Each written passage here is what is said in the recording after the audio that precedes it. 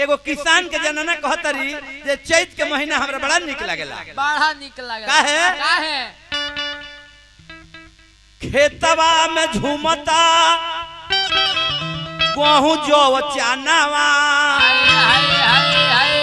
देखी देखी खुश होला देश के किसानवा। वाह वाह चलली किसानी कोई के उतानवा पूरा घोटी बहेला पुरुआ डोले लया चरा हाय रे चैतावा बड़ा निक लागे हमारा। लेकिन एक जानी के पति प्रदेश बड़े बुझ लीजिए बॉर्डर पे बड़े सीमा पर हमरा बाबा खानी छुट्टी पाइल बड़ा उ विकास बाबू खानी हमरा वहां के मलकिनी के कहतरी ऐसे कहतरी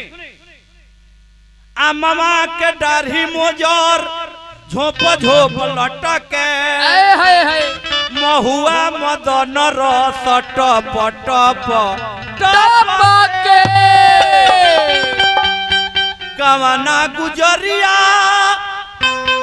के मनवा में खटके हमारा राजा जी अरे रहेले बहरा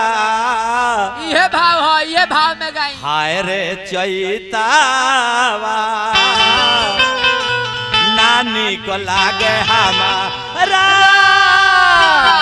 उ कहली जे भले तारा निक लागत होके लेकिन हमरा निमन नहीं खे लागत नैहर से हमरा भले मिलल बस सोफा सेट रजाई तक का हो लेकिन हमरा बुझाता है मकई के खेत में चाचरा पर सुतल बनी गोड़ता हां गोड़ता कछि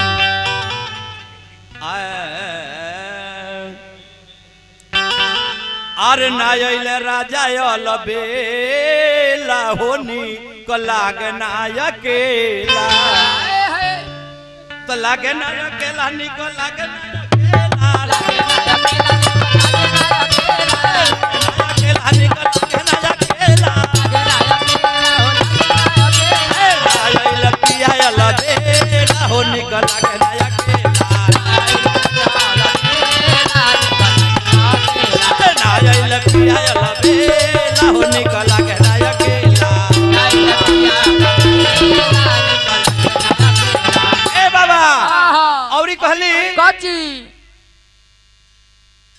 कही के जे गईले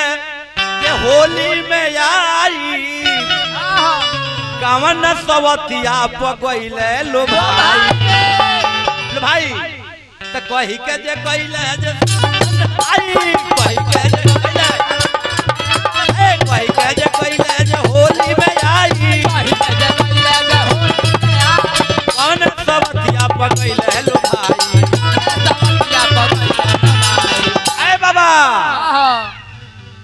तपिया प्रभुनाथ कही गईले जे आई कवन सवतिया पगइले तौन है बिना जिया छछने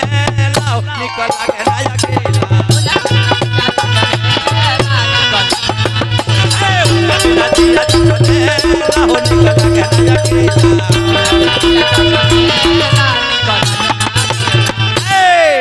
लेकिन चैत के महीना में नौजवान लोग कुछ कहता केंगा माने हइसन लइका है हां हां न छेड़िया कहता लो जे